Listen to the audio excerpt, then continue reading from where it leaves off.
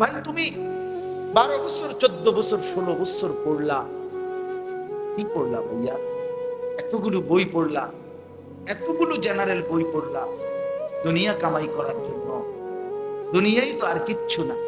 কোন বাংলা বইয়ের মাকসাদ আখিরাত? কথা বলেন না কেন? কোন অঙ্ক বইয়ের মাকসাদ কবরের আযাব থেকে মাফ?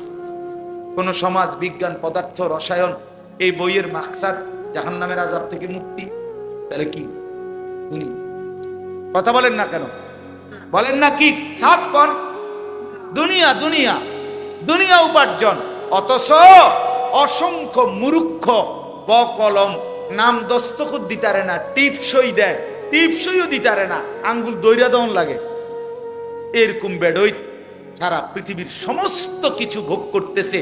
পুরা দুনিয়া, বাড়ি গাড়ি নারী ক্ষমতা দালান বিল্ডিং প্রভাব প্রতিপত্তি, তো ওই দুনিয়া কেমনে ভোগ করলো?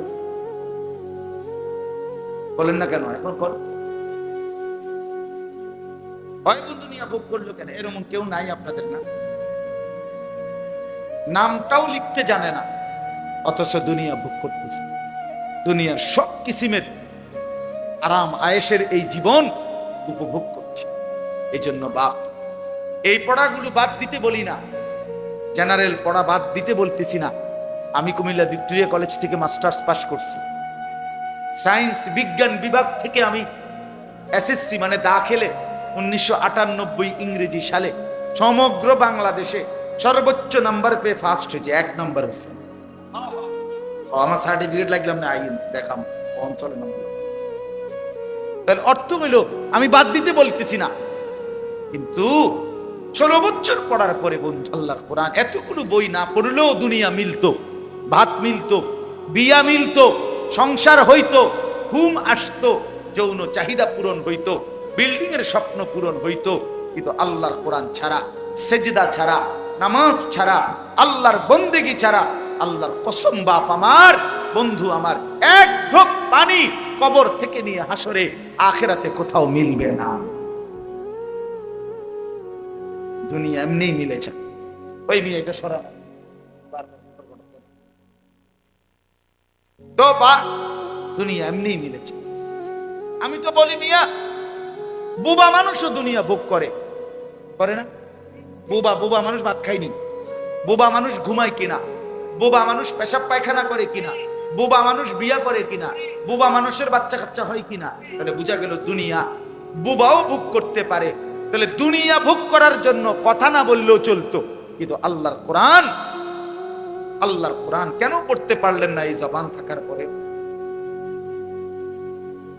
এই জিহ্বা দেওয়ার পরেও কেন পারলেন না? আমার বয়স্ক বাবারা বলেন, হায়াতের শেষ সময়টা নষ্ট করে দিলেন চায়ের দোকানে, জিন্দেগীর শেষ হায়াতটা শেষ করে দিলেন বিড়ি সিগারেট খেতে খেতে, জীবনের শেষ টাইমটা শেষ করে দিলেন চা দোকানে গল্প করতে, টেলিভিশন দেখতে দেখতে। আহা মুসলমান, 60 বছর বয়স্ক মুসলমান যদি আজও আখিরাত মনে না পড়ে, তার কখন মনে পড়ে? 70 বছর বয়সেও যদি কবরের কথা মনে না পড়ে বাবা আমার চাচা, তাহলে আর কখন? আলাম ইয়ানি লিল্লাযীনা আমানু আন তাখশা কুলুবুহুম বিযিকরিল্লাহ। এটা কোরআনের আয়াত। রব্বুল আলামিন বলে, ঈমানদার মুমিন, আমি আল্লাহর ভয়ে, আমার স্মরণের জন্য, আমার বন্দিগির জন্য তোমার দিলটা নরম হওয়ার সময় আজও কি হয়নি? আলাম ইয়ানি, এই কথার অর্থ এটা। আল্লাহ বলে, বান্দা 365 দিনে আমার একটা বছরে কোনোদিন ফজরের নামাজ পড়লা না বান্দা, তাহলে আর কোনোদিন কি ফজরের নামাজ পড়বা না বান্দা? আর কি কোনোদিন পড়বা না? তুমি কি তাইলে এই সিদ্ধান্তই নিয়ে নিছো?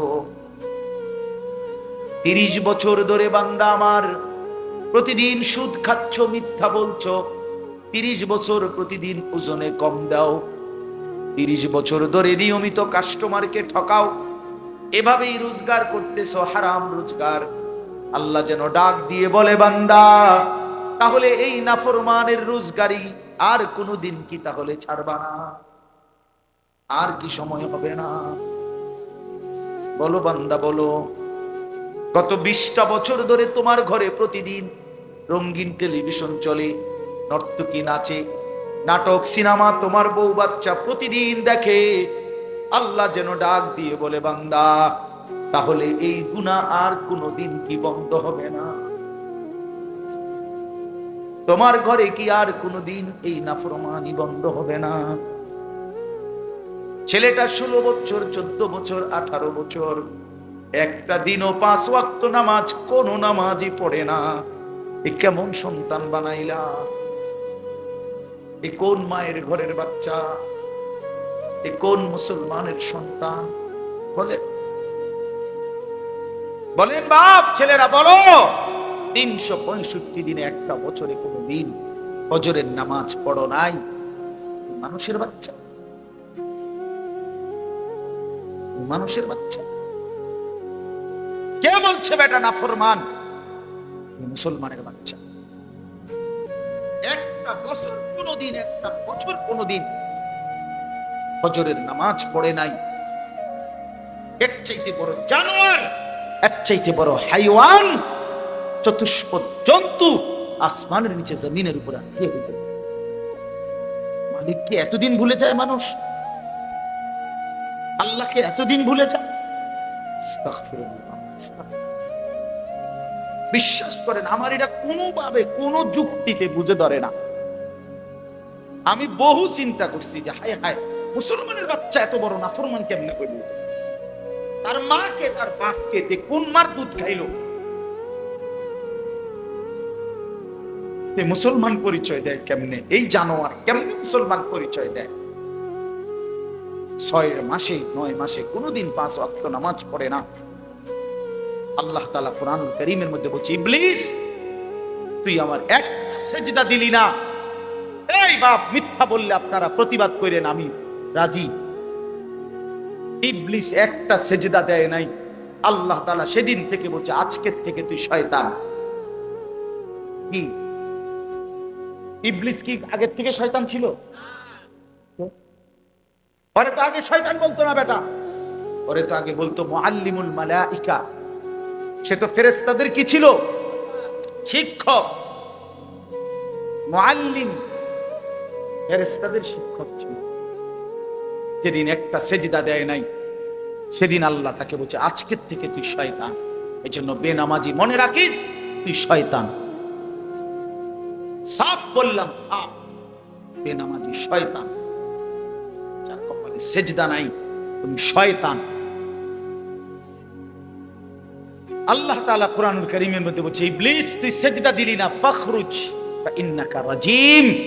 বের হ বেঈমান, আজকের থেকে তুই অভিশপ্ত। আউযু বিল্লাহি মিনাশ শাইতানির অভিশপ্ত। আজকের থেকে তুই বিতাড়িত। এজন্য সেজদা যার কপালে নাই, সে রাজিম, অভিশপ্ত। কোরআন শরীফে আছে, আল্লাহ বলছে, ওয়া ইন্না আলাইকাল লানাতা ইলা ইয়াউমিদ্দিন। ইবলিসকে আল্লাহ বলছে, ইবলিস তুই আমার সেজদা দিলি না, একটা সেজদা। আজকের থেকে নিয়ে কিয়ামত দিবস পর্যন্ত তোর উপরে আমি আল্লাহর লানত, লানত, লানত। এজন্য বেনামাজি তোর উপরে খোদার গজব, খোদার লানত, খোদার লানত, খোদার লানত। ভাত খাবে এটা কোনো অসুবিধা নেই, ভাত তরকারি আল্লাহ আটকাবে না, মাছ গোস্ত আল্লাহ আটকায় না।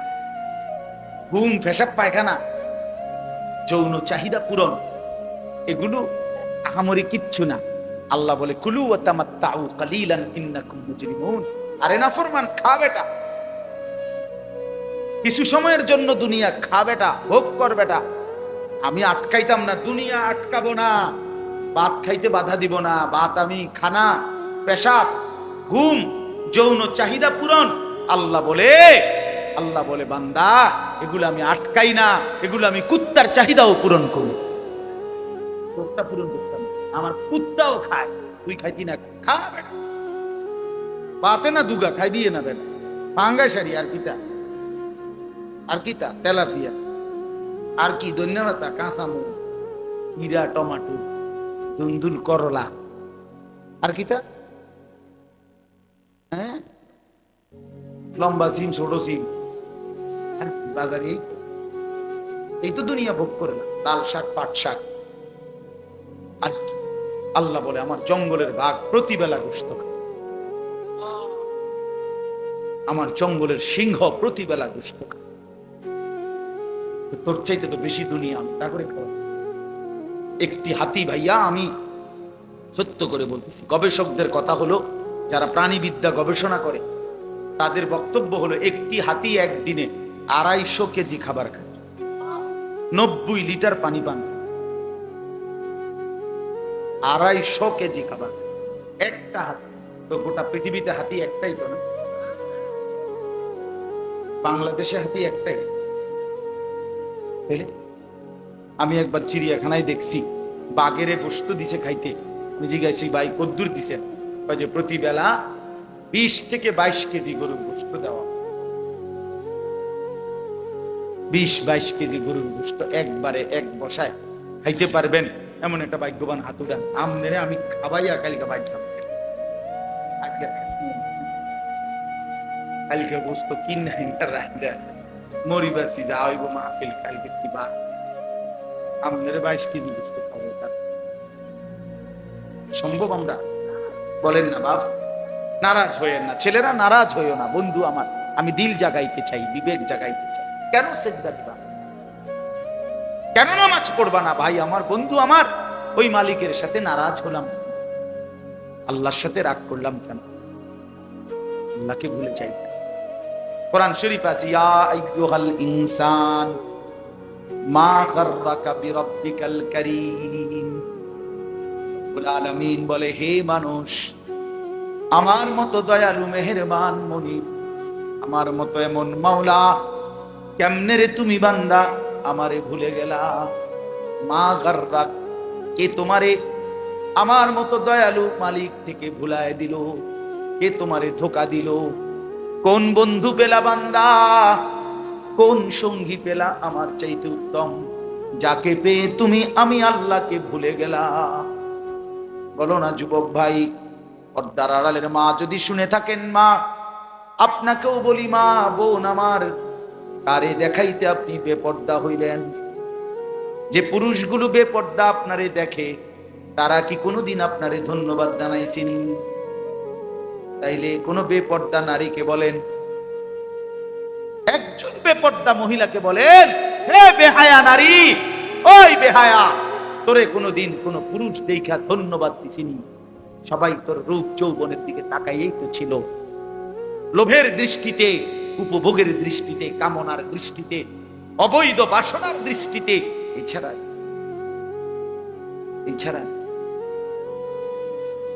অর্জন কি? সিনেমার নর্তকীর অর্জন কি বলে? এই জন্য আমি অনুরোধ করছি, আল্লাহর দিকে ফাফিরু ইলাল্লাহ। আল্লাহ বলে, দৌড় দিয়ে বান্দা আমার কাছে আসো। তুবু ইলাল্লাহি জামিআন আইয়ুহাল মুমিনুন।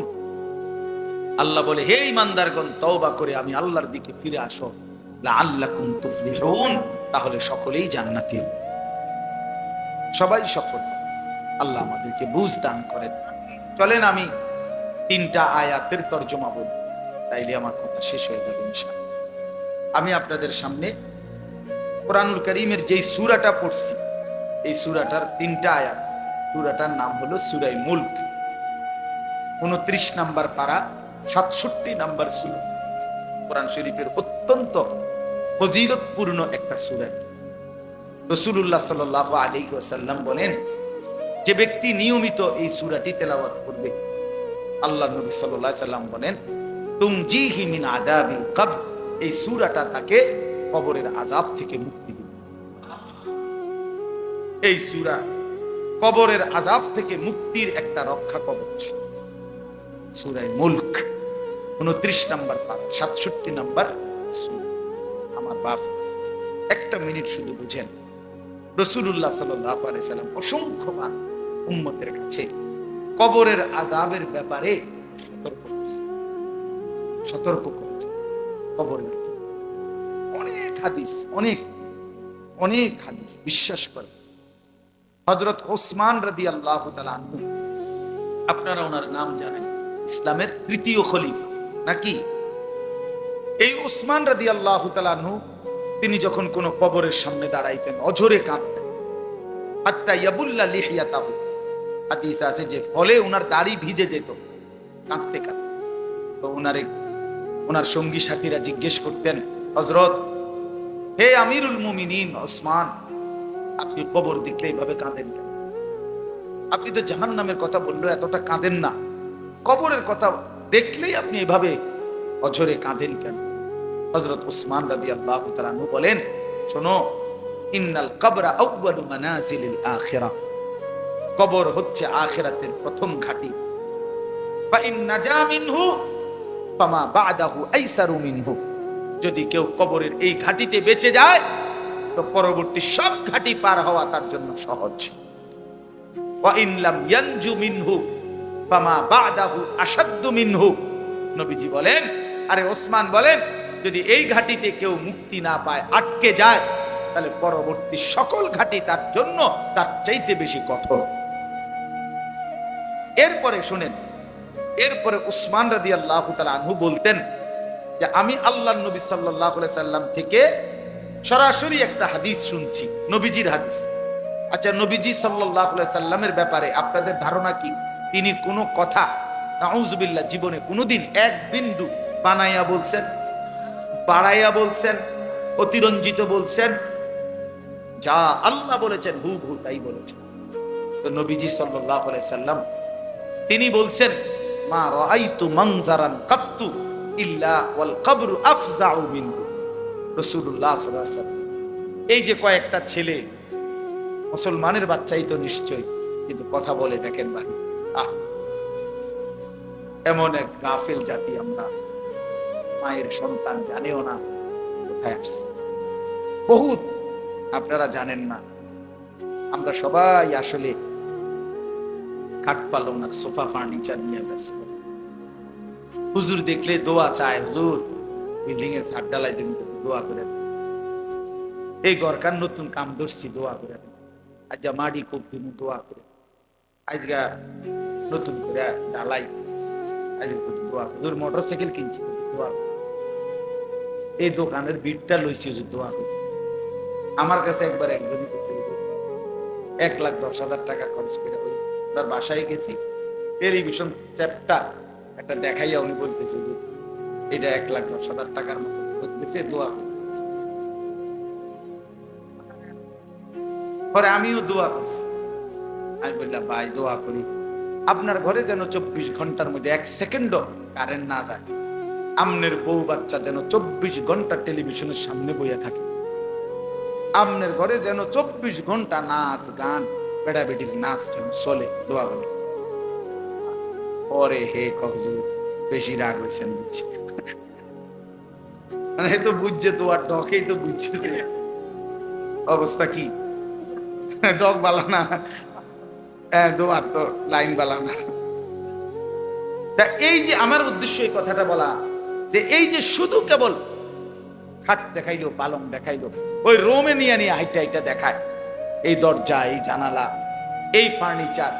আরে ভাইয়া মুসলমান, আমরা যদি এই খাট পালং আর ফার্নিচার দেখাই, অথচ আমার ছেলেটা নামাজ পড়ে না, মেয়েটা পর্দা করে না, স্ত্রী পর্দা করে না, আমার ঘরের সন্তান নাদি কেউ আল্লাহর কোরআন পড়তে পারে না, হায় মুসলমান, দেখানোর দরকার ছিল এইটা, নিজের স্ত্রী সন্তান পরিবারের মানুষগুলোর ইবাদত আমল চরিত্র আখলাক নৈতিকতা, এইটা দেখানো দরকার ছিল। খাট দেখাইয়া পালং দেখাইয়া কোনো লাভ নেই, কোনো লাভ। আপনি মরে গেলে 20 বছর পরে কবরের থেকে উঠতে এসে আপনি নিজের ঘরে দেখেন আমনের হাতের বানানো ফার্নিচার কিচ্ছু নাই, কিচ্ছু নাই। যদি জিজ্ঞাসা করেন পুত নাতি আমার বানানো খাট পালং দিকই, বলবে দাদা ভিডিও ওনার চলে না, এগুলো এখন আর কি চলে না দাদা। আমার দাদা মারা যাওয়ার 12 বছর পরে, গোনা 12 বছরের মাথায় আমি আমার জ্যাঠারে বলছিলাম, জ্যাঠা আমার দাদার রেখে যাওয়া বাড়ির স্মৃতি হিসাবে আপনার কাছে কিছু আসেনি, আমার একটা কিছু দেখান, একটা লবণের বাটি, কাচের প্লেট, কিছু একটা মাটির বাসন। আমার দাদা কাইদা, আমার জ্যাঠা কাইদা দিছিল। আমার সেই জ্যাঠাও এখন কবরে চলে গেছে। সেই জ্যাঠা আমার কাইদাই দিছে, কয় না বাকি যা তোমারে দেখাইবার মতো আমার কাছে 12 বছরের ব্যবধানে সমস্ত কিছু নাই। এই তো দুনিয়া, যে দুনিয়া আপনি সাজাইলেন না। একদিন আপনি নিজেই কবর থেকে আইসা যদি দেখতে পারতেন, তা আইসা দেখতেন কিছুই না। শুধু শুধু শুধু শুধু হায়াত শেষ করলেন। স্ত্রী সন্তানের নামাজের খোঁজ নিলেন না, আখিরাতের খবর নিলেন না। শুধু দাঁড়িয়ে দাঁড়িয়ে বাড়ি দাঁড়িয়ে আল্লাহ আমাদেরকে বুঝতে। তো বলতেছিলাম যে রাসূলুল্লাহ সাল্লাল্লাহু আলাইহি ওয়াসাল্লাম অনেক হাদিসের মধ্যে এই কবরের আযাবের ব্যাপারে গুরুত্ব দিয়েছেন, বারবার উম্মতকে সতর্ক করছেন আল্লাহর নবী সাল্লাল্লাহু আলাইহি ওয়াসাল্লাম। তো নবীজির এই হাদিস, উসমান রাদিয়াল্লাহু তাআলার এই ঘটনা বললাম। এরপরে শুনেন, হযরত বারা ইবনে আযিব রাদিয়াল্লাহু তাআলা আনহু একজন সাহাবী। উনি বলেন, আমরা একদিন নবীজির সাথে এক সাহাবীর জানাজায় গেলাম। আমি দেরি করব না, এই অল্প সময় শেষ করে দিচ্ছি। জানাজায় গেলাম। তো এই সাহাবী বলতেছেন, আমরা নবীজির সাথে জানাজায় গিয়ে, ওই সাহাবীর জানাজা এখনো পড়ে নাই নবী, আগে গিয়া নবীজি কবরের সামনে একটু দাঁড়াইছে, খালি কবরটার সামনে আর কি। তো হযরত বারা ইবনে আযিব বলে, আল্লাহর নবী সাল্লাল্লাহু আলাইহি সাল্লাম কবরটার সামনে দাঁড়াইয়া অঝরে কতক্ষণ কাঁদছে কবরে। তো আমরা সবাই, সাহাবী বলতেছেন, আমরা সবাই নবীজির সাথে কাঁদলাম অনেকক্ষণ। কাইদা নবী চোখের পানি ফেলে মুছে এরপর আমাদের দিকে তাকাইয়া বলছে, ইয়া ইখওয়ানি বিমিসলি হাদা ফাআইদ। এ আমার সাথীরা, বন্ধুরা, আমার সাহাবীরা, এই কবরের জন্য, এমন একটা জায়গার জন্য তোমরাও প্রস্তুতি নাও। ফাআইদু, সবাই রেডি হও এই খবর। এভাবে আল্লাহ আমার বাপ আল্লাহ নবী সাল্লাল্লাহু আলাইহি সাল্লাম 5 ওয়াক্ত নামাজের পরে নবীজি যে কয়েকটা বিষয়ে নিয়মিত দোয়া করতেন প্রত্যেক নামাজের পরে, এর মধ্যে একটা ছিল এটা, আল্লাহুম্মা ইন্নী আউযু বিকা মিন আযাবি জাহান্নাম ওয়া মিন আযাবিল কবর ওয়া মিন ফিতনাতিল কবর ওয়া মিন ফিতনাতিল মাসীহিদ দাজ্জাল ওয়া মিন ফিতনাতিল মাহইয়া ওয়াল মামাত। এই দোয়াটা নবীজি 5 ওয়াক্ত নামাজের পরে। এর মধ্যে একটা অংশ হলো যে আল্লাহ, আমি কবরের আযাব থেকে পানাহ চাই। অথচ রাসূলুল্লাহ সাল্লাল্লাহু আলাইহি সাল্লামের এক যাররা বিন্দু পরিমাণ কোনো গুনাহ নাই। আছে কি? কথা বলেন না কেন? এক সুতা কোনো গুনাহ। তিনি মাসুম, তিনি নিষ্পাপ, তিনি নিষ্পাপ। হাশরের ময়দানে আল্লাহ তাআলা নবী সাল্লাল্লাহু আলাইহি সাল্লামের অগণিত মর্যাদা আল্লাহ দান করছেন, দিয়ে রাখছেন। নবীজি বলছেন, আনা আউয়ালু মান ইয়াকরাউ বাবাল জান্নাহ। আল্লাহর নবী সাল্লাল্লাহু আলাইহি সাল্লাম বলেন, আমি সেই মুহাম্মদ যে সর্বপ্রথম জান্নাতের কড়া দরজার আমি নাড়াম। কিলা মান, ফেরেশতা বলবে, আপনি কে? আমি বলবো মুহাম্মদ। ফেরেশতা ফাফুতিহাল বাব, দরজা খুলবে আর বলবে, হে আল্লাহর রাসূল, আনতাজিরু লাক, আমি তো আপনার অপেক্ষাই করছি। আপনি আসবেন, আপনি উদ্বোধন করবেন, আপনি প্রথম ঢুকবেন, তারপরেই তো সবাই ঢুকবে। এটাই তো মালিকের ফয়সালা। এত সম্মান, এত মর্যাদা যার, সেই তিনি প্রতিদিন 5 ওয়াক্ত নামাজের পরে কবরের আযাব থেকে পানাহ চায়। আমি কে? বলেন বাবা, বলেন। এই জন্য দয়া করে, আরো অনেক উদাহরণ বলা যাবে, কোরআনে আছে, হাদিসে আছে। আমি শুধু সংক্ষেপে আপনাদের কাছে এটা বলি। একটা কথা জরুরি ভাই আমার, এই যারা আমরা নামাজ পড়ি না, হালাল উপার্জন করি না, বিশ্বাস করেন, আমি হই আর আপনি হন, কবরে কষ্ট পাই।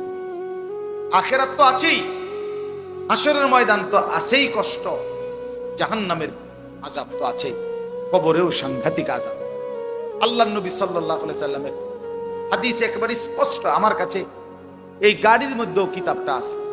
আল্লাহর নবী সাল্লাল্লাহু আলাইহি সাল্লাম বলেন, কোন নাফরমান ব্যক্তি যখন কবরে 3টা প্রশ্নের জবাব দিতে পারবে না, আল্লাহর পক্ষ থেকে তখন বলা হবে আফরিশুহু মিনান নার ওয়ালবাসুহু মিনান নার ওয়াফতাহু লাহু বাবান ইলান নার। আল্লাহর পক্ষ থেকে বলা হবে নাফরমানের কবরে জাহান্নামের বিছানা বিছিয়ে দাও, জাহান্নামের পোশাক পরিয়ে দাও, জাহান্নাম বরাবর দরজা খুলে দাও। ফেরেশতারা এই তিনটা কাজ করে সরে আসবে। এই ফেরেশতারা, আল্লাহ রাসূল সাল্লাল্লাহু আলাইহি সাল্লাম বলেন, নতুন আরেকজন ফেরেশতা আসবে এই নাফরমানের কবরে। আয়েশা ইউদরাবু বিমিতরাকাতিন মিন হাদিদ। তখন এই ফেরেশতা এসে এই নাফরমানকে লোহার বড় হাতুড়ি দিয়ে এমন জোরে একটা আঘাত করবে, খোদার কসম নবীজি বলছেন আঘাতটা কোথায় করবে? ওয়ারবাতান বাইনা উযুনাইহি, তার দুই কান বরাবর আঘাত করবে। একটা আঘাতে আল্লাহ রাসূল সাল্লাল্লাহু আলাইহি ওয়াসাল্লাম বলেন ফায়াসিহু সাইহাতান, এই নাফরমান এত জোরে চিৎকার করবে, ইয়াসমাউহা মান ইয়ালিহি ইল্লা সাকালাইন, মানুষ এবং জিন ব্যতীত আল্লাহ সব মাখলুক শুনতে পাবে। দোস্ত আমার, বন্ধু আমার, নিজের উপরে রহম, নিজের উপরে পড়া। রাসূলুল্লাহ সাল্লাল্লাহু আলাইহি ওয়াসাল্লাম প্রতিদিন বলছে, নবীজি কবর প্রতিদিন ডাক দেয়। কবর ডেকে ডেকে সবাইকে বলে, দুনিয়াবাসী আনা বাইতুদ দুধ, আপনি পোকামাকড়ের, আনা বাইতুল ওয়াহদা, আমি একাকী, আনা বাইতুল গুরবা, আমি অপরিচিত, আমার কাছে আইলে কেউ চিনবা না, কেউ পাইবে। রাসূলুল্লাহ সাল্লাল্লাহু আলাইহি ওয়াসাল্লাম বলেন, কোন নাফরমানের কবর যখন তাকে রেখে ফেরেশতারা চলে যাবে, কবর তখন তাকে প্রথম মিনিটেই এমন একটা চাপ দিবে, ডান পাশের মাটি বাম দিকে, বাম দিকের মাটি ডান পাশে। আল্লাহর কসম, নবীজির এই হাদিসে রাসূলুল্লাহ সাল্লাল্লাহু আলাইহি ওয়াসাল্লাম বলেন, এতে করে ডান পাশের হাড্ডি পাঁজর ভাঙ্গা বাম দিকে ঢুকে যাবে, বাম দিকের গুলো ডান দিকে ঢুকে যাবে। বন্ধু আমার, আমি দেখাই, আমরা তো ছাত্র জীবনে ওস্তাদের কাছে পড়ছি ভাই আমার। রাসূলুল্লাহ বলেন, হাত্তা তাখতালিফা আদলাউহু, তার দুই পাশের হাড্ডিগুলো এইভাবে দুই আঙ্গুল যেভাবে ঢুকে গেছে, এইভাবে একটা একটার সাথে ঢুকে যাবে। খোদার কসম, আল্লাহ যদি বলো রাসূলের কথা মিথ্যা, তাহলে আমি আর কার কথা বলবো?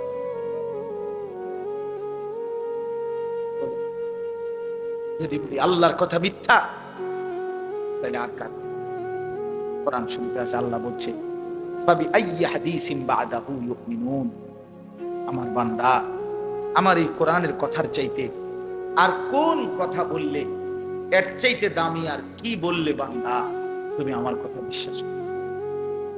খোদার কসম, আয়াত এই 29 পারাতে আয়াত এটা আছে, ফাবি আইয়ি হাদিস, আইয়ি হাদিস বাদাহু ইউমিনুন। এই কোরআনের পরে আর কোনটা বললে, আর কোন কিতাব নাজিল করলে বান্দা আমার কথা বলো না? ভাইয়া আমার, বাপ আমার, বলেন কেন নামাজ পড়েন? কেন নামাজ পড়েন? অনেক মানুষ আপনারা এখানে বসছেন, নওজোয়ান তোমরা অনেক ছেলে, চেহারা দেখলেই বোঝা যায় বন্ধু সারাদিন একটা সেজদা দেয়। আরে বেনামাজি, তোর চেহারা দেখলেই চিনা যায়। বেনামাজি নির্লজ্জ, বেনামাজি অসভ্য, বেনামাজি গাদ্দার, গাদ্দার গাদ্দার, বেনামাজি বেয়াদব, বেনামাজি চূড়ান্ত বেয়াদব, অসভ্য, হাইওয়ান, এটা জন্তু জানোয়ার। আল্লাহ তাআলা মানুষের শরীর বানাইছে সেজদা, নাই তো কোমর ভাঙা, হাঁটু ভাঙ্গা, কোনই ভাঙ্গার কোনো দরকার ছিল না। বাতের লাগে খানা খাওয়াইতে এত কিছু লাগে না। গরু, ছাগল, জন্তু জানোয়ারে আল্লাহ তাআলা এত আইটেম দিয়ে খাওয়াইছেন, এমনি খাও। আমার ভাই, আমার বন্ধু, কেন নিজের উপরে জুলুম করছেন? আমি এক কষ্ট করে আমার এই মাওলানা ইমাম আমাদের যে দাওয়াতটা দিয়েছে, বিশ্বাস করেন অনেক পেরেশানি করতে হয়, কতবার যে ফোন দিছে হয় যেন টাইম মতো আসতে পারে। নিজের অনেক ব্যস্ততা, ফজরের পর থেকে বয়ান শুরু। আমি গতকাল সন্দীপ ছিলাম, ফজরের পরে ওইখানে বয়ান করে এরপরে স্পিড বোট হইয়া আইসা আরো কত ছোটখাটো কাজ সারছি, আরো 2খানে বয়ান। থাকার জন্য না, আপনি খবর নিয়ে আসেন, সব মানুষকে এক ধরনের পালনা না পান। আমি এক ফেরিওয়ালা, স্বাভাবিকভাবে অস্থিরতা বোধ করি খুব, যে আমার এই নওজোয়ান ছেলেগুলো নামাজ পড়বে, ইসলামের জন্য, দ্বীনের পক্ষে থাকবে, এদের দুনিয়া সুন্দর হবে, আখিরাত সুন্দর। এই জন্য আজকে রাত গভীরে বললাম, আমরা প্রত্যেকেই কবরের আযাব থেকে বাঁচার চেষ্টা, নাই তো কষ্ট হবে। বা কোরআন শরীফে আছে, আল্লাহ ফেরাউন এবং তার বংশধরের ব্যাপারে বলছে, আন্নারু ইউরাদুনা আলাইহা গুদুওয়ান ওয়া আশিয়্যা। আল্লাহ তাআলা বলেন, ফেরাউন আর তার দল বলের কবরে প্রতিদিন সকাল সন্ধ্যায় আগুন পেশ করা হচ্ছে, আগুনের শাস্তি হচ্ছে। কোরআন শরীফের আয়াত। আল্লাহ বলছে, আন্নারু ইউরাদুনা আলাইহা, জাহান্নামের আগুন পেশ করা। শুধু কবরের কথা বললেই সারা রাত বলা, এরপরে তো জাহান্নাম সামনে আছে। এটা তো বিচারের আগে, বিচারের ময়দান তো হাসরের মাঠ। জেলখানার মধ্যে তো আসামি ধরে নিয়ে জায়গা, এরপরে না মামলার শুনানি চলে। রায় হয়তো কোনো কোনো মামলার 2 বছর পরে, কিন্তু সে তো হাজতে ভিক্ষা গেছে, সে তো কারাগারের কষ্ট ভোগ করতেছে। বুঝেন নাই কথাটা আমার? তো মামলার হিয়ারিং তো চলে পরে, আস্তে আস্তে 15 দিন পরে, 20 দিন পরে, 40 দিন পরে মামলার আবার কি পরে ডেট পরে, এমনি এমনি শুনানি চলে। কিন্তু এতে তো জেলখানা, শাস্তি তো চলতেছে, কারাগারের কষ্ট তো চলতেছে। আল্লাহ তাআলা বলে, বান্দা বিচারের ময়দান তো সামনে, হাসরের মাঠ, কিন্তু আযাব তো শুরু হয়ে গেছে কবর থেকেই, কবর থেকে। এই জন্য আমরা প্রত্যেকে ইনশাআল্লাহ, এই যে কয়জন, আমার এত মানুষের দরকার নেই, আমি ইমামের কাছে বলছি, যদি 2 জনও শুনে বেটা কোনো অসুবিধা নাই। ফেরিওয়ালার একটা নিয়ম মনে রাখেন, আমি এই জন্যই বললাম আমি এক ফেরিওয়ালা। ফেরিওয়ালার নিয়ম হলো, ফেরিওয়ালা বলতেই থাকে রাস্তার এই মাথার থেকে ওই মাথা পর্যন্ত, সে বুঝে আমার মাল কেউ না কেন, কোনো ঘর থেকে কোনো মহিলা পুরুষ ডাক না দোক, আমি আমার কথা আমি বলতেই হবে। এই ওলামায়ে কেরাম ফেরিওয়ালা, আপনাদের কাছে ফেরি করছি আমরা আখিরাত, পরকাল কেউ গ্রহণ না করলেও কোনো অসুবিধা নাই। কোরআন শরীফে স্পষ্ট আল্লাহ পাক আমাদের জন্য একটা অসাধারণ সান্ত্বনা আছে, মজার বিষয় আছে আমাদের জন্য। আল্লাহ কোরআনে নবীকে বলছে, বন্ধু আপনি দিবানিশি আল্লাহর কথা বলে যান, বলে যান, শুধু এতটুকু মনে রাখবেন, কেউ গ্রহণ করুক আর না করুক, আপনারে যেটা প্রতিদান নেকি, এটা বরাবর 100-100। আমার মাল চলক বা না চলক এটা আমি বুঝি, আমনের যেটা আমনের প্রফিট আমনের দিয়ে দেব বাবুরে, আমার মাল আমি পরে চিন্তা। এইটা আমাদের সান্ত্বনা, এটা আমাদের সান্ত্বনা। আমার 30 বছরে কেউ গ্রহণ না করে কোনো অসুবিধা নেই। এমন নবীও ছিল পৃথিবীতে যাদের কাছে কেউ কালেমা পড়ে না, কি হয়েছে? ওনারা ব্যর্থ। 950 বছরে নূহ আলাইহিস সালাম কালেমার দাওয়াত, 950 বছর, বুঝেন? মানে 950 টাকা, 50 টাকা কম 1000, 50 টাকা কম 1000 সাধারণ। আর 950 বছর আমাদের বাপ দাদা 14 গোষ্ঠীর হায়াত কয়জনের একত্র করল? চিন্তা করছেন? এই 950 বছর আল্লাহর কথা বলছে, দিবা নিশি, লাইলাম ওয়া নাহারা। কোরআন শরীফ আছে, রাতেও দিনেও 80 জনের বেশি লোক কালেমা পড়ে। 950 বছর মানুষ এগুলা কেমন শক্ত হারানো। আইরে একটা ঘুষি দিলাম ওইলে বাচ্চার তোরা কি ডাকাইতে ডাক। আরে বাপরে বাপ, মানুষ এত শক্ত হারামি হয় কেন? চিন্তা করছেন কি মানুষ? আল্লাহ আমাদের কলিজার মধ্যে আখিরাতের ভয় দান করে। এবার চলেন তরজমাটা বলি। আল্লাহ তাআলা বলেন, ইন্নাল্লাযীনা ইয়াখশাউনা রাব্বাহুম বিল গায়ব, যারা আমি আল্লাহকে না দেখে আমাকে, আমার কথাগুলোকে বিশ্বাস করে, ভয় করে, আমার কবর, আমার আখিরাত, আমার মিজান, আমার ফুলসিরাত, আমার হাসর, আমার জান্নাত জাহান্নাম, আমি আল্লাহকে যারা ভয় করে, কবরকে যারা ভয় করে, জাহান্নামকে যারা ভয় করে, আল্লাহ রাসূল সাল্লাল্লাহু আলাইহি সাল্লাম তাফসীরের মধ্যে ব্যাখ্যা করে নবীজির হাদিস বর্ণনা করছে, আল্লাহকে ভয় করে, আল্লাহ বলেন অর্থ হইল যে গুনাহ ছেড়ে দেয়। একটা সহজ কথা মনে রাখবেন, যে গুনাহ বর্জন করে সে আল্লাহকে ভয় করে, যে আল্লাহকে ভয় করে সে গুনাহ বর্জন করে। এটা কাগজের এই পিঠ ওই পিঠ, এই পিঠ থাকলে এই পিঠ থাকবেই, এই পিঠ রাখতে হইলে এই পিঠ রাখতেই হবে, অর্থাৎ এই দুইটা আলাদা করা যায় না। কাজে যে আল্লাহকে ভয় করে সে গুনাহ থেকে বিরত থাকে, যে গুনাহ থেকে বিরত থাকে সে আল্লাহকে ভয় করে।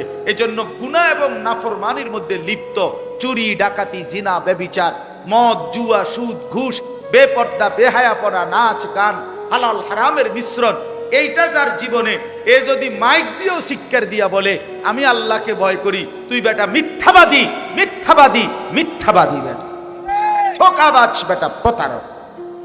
আল্লাহকে ভয় করে সে গুনাহ থেকে বেঁচে থাকে, গুনাহ থেকে বেঁচে থাকে সে আল্লাহকে ভয় করে। বুঝছেননি বাংলা কথাটা? বল, আল্লাহকে ভয় করে যে গুনাহ থেকে বেঁচে থাকে সে। বলেন তো, আল্লাহকে ভয় করে যে গুনাহ থেকে বেঁচে থাকে সে, গুনাহ থেকে বেঁচে থাকে যে আল্লাহকে ভয় করে সে। আজকে এটা মেইন কথা। ইন্নাল্লাযীনা ইয়াখশাউনা রাব্বাহুম বিল গায়ব, না দেখে যারা আল্লাহকে ভয় করে, আল্লাহর কথাগুলোকে ভয় করে, আখিরাতকে ভয় করে, আল্লাহ বলেন আমি ওয়াদা দিলাম লাহুম মাগফিরাতুন ওয়া আজরুন কাবীর, আমি তাদের পেছনের জিন্দেগি সব গুনাহ মাফ করে দেব, সর্বশ্রেষ্ঠ পুরস্কার জান্নাত দিয়ে দেব। এরপরে আল্লাহ বলেন আসিররু কাওলাকুম আবিজহারু বি ইন্নাহু আলিমুম বিযাতিস সুদূর। আল্লাহ বলে বান্দা, কথাবার্তার ক্ষেত্রে তোমার তিনটা অবস্থা আমি জানি। এক হলো তুমি কিছু কথা জোরে বলো, কিছু কথা আস্তে আস্তে গোপনে গোপনে বলো, আর কিছু কথা না বইলা অন্তরের মধ্যে জল্পনা কল্পনা করো। আল্লাহ বলে মনে রাখবা তিনটাই আমি 100 জানি। জোরে বললেও আমি জানি, আস্তে বললেও জানি, কলজার ভিতরে রাখলেও আমি কি জানি। মজার কথা শুনেন, তাফসীরের মধ্যে আছে, কারে তাফসীরে কুরতুবীতে সরাসরি আছে এই আয়াতের ব্যাখ্যায়, মক্কার কুরাইশরা, ওই যে কাফের যারা নবীজির বিরোধিতা করত, তো এরা মাঝে মধ্যে নবীজির বিরোধিতায় যে পরামর্শ করত, নবীজির বিরুদ্ধে ষড়যন্ত্র করত, তো কইতে গিয়া একজন আরেকজনের পিঠে আসতে আসিররু, এই অর্থ আসতে বলো। কেন? কাইলা ইয়াসমা রাব্বা মুহাম্মদ, বলতো যাতে মুহাম্মদের খোদা শুনতে না। আসতে কবে না, সমস্যা কি শুনলে তো হেরাই কইতো, জানো সমস্যা হইলো মুহাম্মদের খোদা যদি শুনতে পায় তো জিবরাইল রে কইয়া জানাই দিবে, এসে লাভ হতো না। তো আল্লাহ তাআলা বলে বান্দা, আরে বেঈমান বেকুব, কি কষ্টরা, আমি আল্লাহর ব্যাপারে এই নি ধারণা বুঝি, আর ফোন লাগাইলে আমি আর শুনি। আমরা ছেলে পেলে মনে করে এগুলো, বুঝছেন না, আমাদের নওজোয়ান ছেলে পেলে মনে করে বল্টু লাগাই লাইছি, এয়ারফোন খালাস, আর কেউ শোনে না। আরে না ফরমান, মালিক সব শুনে, মালিক সব শুনে। রাতের 2টায় তুমি মনে করছো কেউ দেখে না, কেউ দেখে না, মা ঘুমায় গেছে, বাপ ঘুমায় গেছে, তুমি উলঙ্গ ছবি দেখতেছো সারা রাত। হাই যুবক, খোদার কসম, আল্লাহ ডাক দিয়ে বলে আলা ইয়ালামু মান খালাক, বান্দা যে সৃষ্টি করেছে সে জানবে না, সে দেখবে না, এ কেমনে ভাববে, কেমনে ভাববে? এজন্য আল্লাহ বলেন আসিররু কাওলাকুম আবিজহারু বি ইন্নাহু আলিমুম বিযাতিস সুদূর। বান্দা আস্তে বলো কিংবা জোরে বলো, অথবা অন্তরের ভিতরে যা লুকিয়ে রাখো, আমি আল্লাহ সব কিছু পুরাপুরি জানি। জানি কিনা? আল্লাহ থেকে আড়াল করা যাবে কিনা? আলা ইয়ালামু মান খালাক। আল্লাহ বলে বান্দা একটা যুক্তি শুধু শুধু, যিনি সৃষ্টি করলেন তিনি জানবে না, এটা কেমনে ভাবলা? এটা যিনি বানাইলেন তিনি বুঝবে না কোনখান দিয়া কথা বলে, জানে না। শুধু কোম্পানি যদি না জানে তো তুমি কি জানো? তো বানানে ওয়ালা মালিক আল্লাহ, তিনি বলেন আলা ইয়ালামু মান খালাক, যিনি সৃষ্টি করলেন তিনি বুঝি জানবে না? কেমনে ভাবলা যুবক, কেমনে ভাবলা মা বোন, কেমনে ভাবলেন বাবা আল্লাহ জানবে না? আল্লাহ বলেন আলাম ইয়ালাম বিআন্নাল্লাহা ইয়ারা, আল্লাহ বলে বান্দা তুমি জানো কি আমি কিন্তু তোমাকে সারাক্ষণ দেখি। কতক্ষণ? কতক্ষণ? আবার বলেন আল্লাহ দেখেন কতক্ষণ? সারাক্ষণ। রাত 2টা দিনের 2টা আল্লাহর কাছে বরাবর। আল্লাহ অন্ধকারে যেমন দেখে আলোতে তেমনি দেখে। দেখে না? 7 আসমানের উপরে যেই ফেরেশতা হাঁটে, 7 তবক জমিনের নিচে যেই পিঁপড়া হাঁটে, আল্লাহ বলে বান্দা 2টাই আমি এক নজরে বরাবর দেখি। আমারে ফাঁকি দিবা কেমনে? আল্লাহ কি ফাঁকি চায় না? চলেন কথা শেষ। রাত গভীরে আমরা সবাই মিলে আখিরাতের ভয় করে, জাহান্নামের ভয় করে, নিজের কবরের কথা মনে করে, মৃত্যুর কথা মনে করে গুনাহ ছেড়ে দেওয়ার এক সিদ্ধান্ত নেই। বলেন ইনশাআল্লাহ। যুবক ছেলেরা ভাই, হাত জোর করে বন্ধু আমার আমি অনুরোধ করলাম, নামাজ পড়ো, নামাজ পড়ো। আজকে একটা আশ্চর্য কথা শুনো, এই শেষ কথা। সন্দ্বীপ অর্থাৎ আমি যেখান থেকে আসছি আজকে, এখানে আমি প্রতি বছরই যাই। ওটা একটা দ্বীপ এলাকা, বাংলাদেশের একবারে শেষ ওইদিকে চট্টগ্রামের। স্পিড বোট দিয়া বঙ্গোপসাগর পার হইয়া যাইতে হয়, এমনি কোনো গাড়ি নেই। ওইখানে গত বছর আমরা দেখে আসছিলাম, হালকা এবছর হয়েছে ফজরবাদ। ওই পুরো উপজেলার শত শত ছেলে, কিশোর, তরুণ, যুবক, ওরা এদের একটা সংগঠন বানাইছে। সংগঠনটার নাম হলো ফজর ক্যাম্পেইন। অর্থ হলো ফজরের নামাজের জন্য গণসংযোগ। অর্থাৎ এরা 4টা ছেলে, 4-5টা ছেলে একদিন গত বছর তারা সাগরের পারে ফজরের নামাজের পরে ডেইলি তারা 4-5 ছেলে, নামাজি ছেলে, হাঁটতে যায়। একদিন তাদের একটা ছেলে, কালকে আমি আজকে দেখছি তা করে সকালে, তাই বলতেছে এই যে আমরা যে ডেইলি ফজর পড়ে হাঁটি, আমরা এমনি না হাইটা, আমরা তো আমাদের কয়েকজন বন্ধুদের ঘরের সামনে হাইটা গিয়া তা করে তো নামাজের জন্য উঠাইতে পারি ফজরের নাম। চলো আমরা একটা ক্যাম্পেইন করি। ইংরেজি শিক্ষিত ছেলে, মাদ্রাসা নেই, এরা কলেজের ছেলে। তারপরে বলছে যে তাইলে আমরা এইটা সিদ্ধান্ত নেই, লও আমরা ফজর ক্যাম্পেইন করব, মানে ফজরের জন্য গণসংযোগ করব সকালবেলা। তাহলে এইটা সিদ্ধান্ত, এটা আমগো নাম এবং এই ফয়সালাটা এটা আমরা লিখি। তো লিখতে গেছি, এখন তার কাছে কাগজ নেই, 13 জনের। তো একজনের কাছে একটা কলম ছিল, আচ্ছা তো একটা কলম পাইলাম। ওই বলছে আমার সামনে মাইকে, সব মানুষের সামনে। এরপরে বলতেছে হুজুর আমরা তো সাগরের পারে একটু হাঁটলাম, হাইটে একটা সিগারেটের প্যাকেট ফেলে দেওয়া, প্যাকেট আর সিগারেটের প্যাকেট, তো এইটার উল্টা পিঠে না সাদা আছে না, মানে উল্টাইলে এই উল্টা পিঠে এই কাগজ এটা লইছি যে এটাতে লিখি, এইটার মধ্যে লেখা শুরু করছি। আজকে পুরা সন্দ্বীপ উপজেলার মধ্যে শত শত কিশোর, তরুণ যুবক ফজরের নামাজ জামাতে।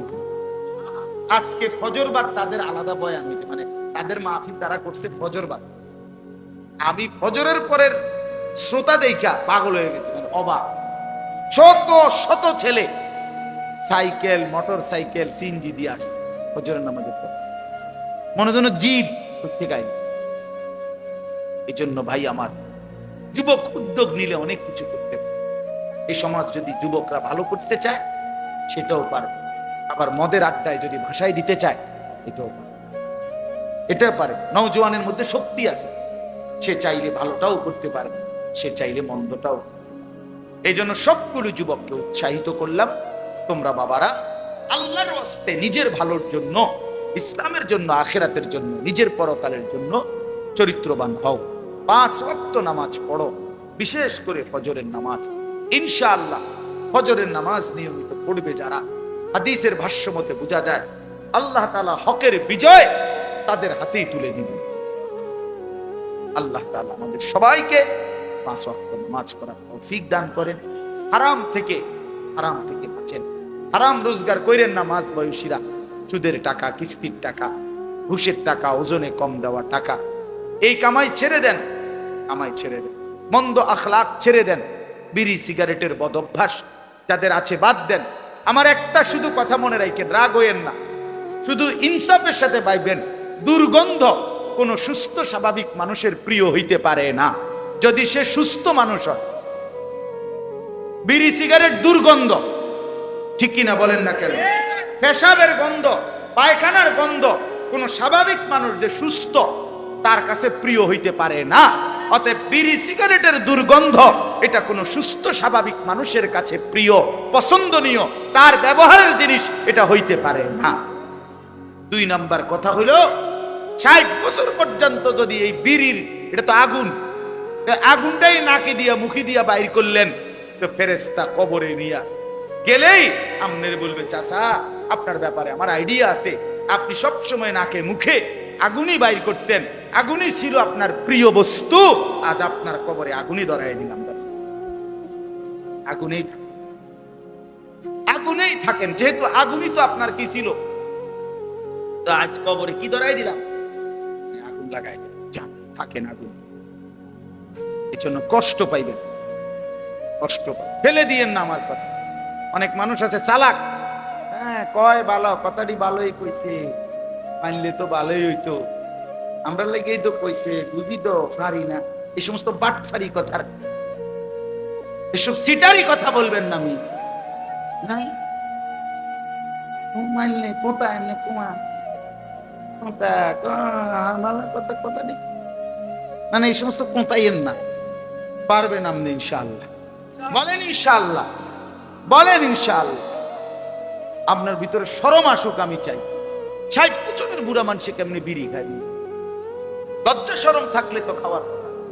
এত বড় লম্বা হায়াত, এরপরও যদি এই বদভ্যাস না ছুটে, আর ছুটবে কোন দিন নিয়ে? আপনি জিদ করে যা বেড়া, এর দূরে একটা হুজুর বেড়া এরকম কথা বলছে, ছেড়ে দিলাম।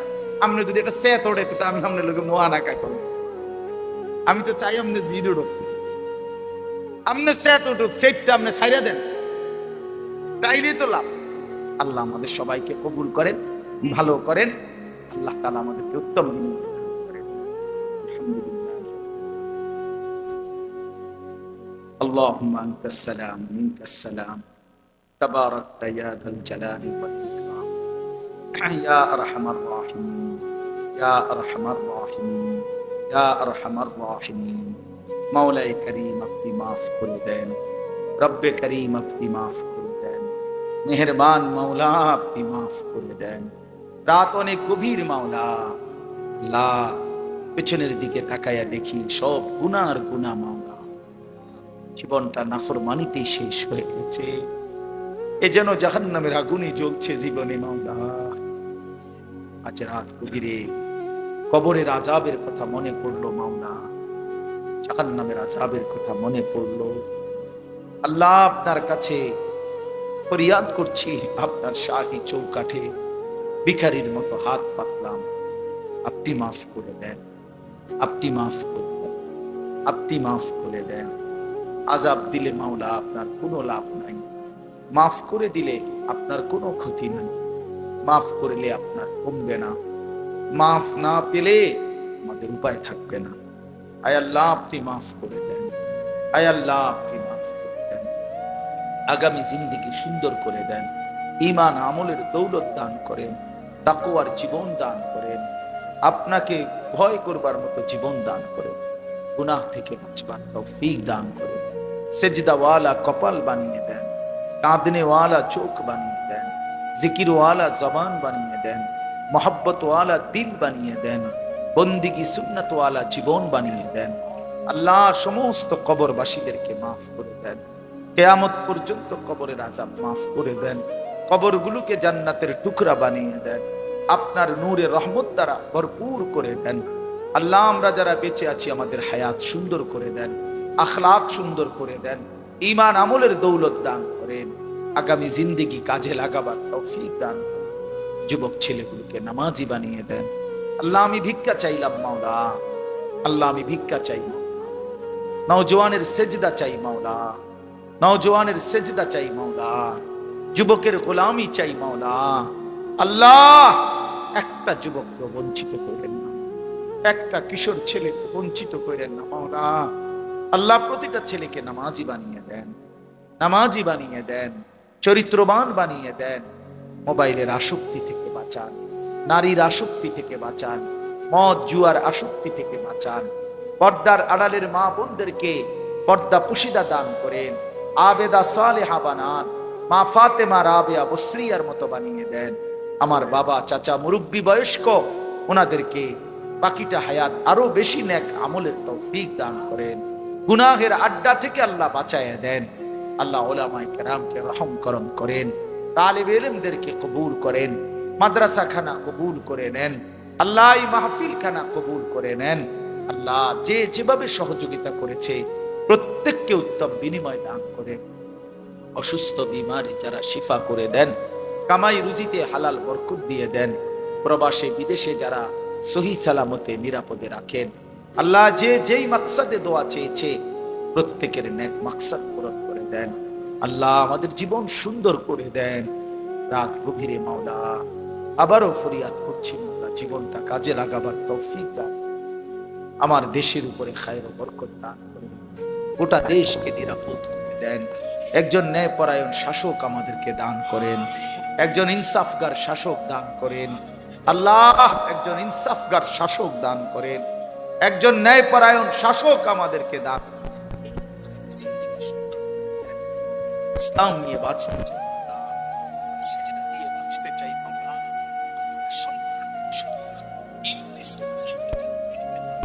এমন জমিন, এমন মাটি, এমন দেশ আমাদেরকে দান করেন মাওলা।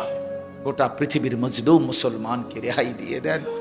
গাজা, ফিলিস্তিন, লেবাননের মুসলমানকে বাঁচান মাওলা। ফিলিস্তিনের মুসলমানকে বিজয় দেন।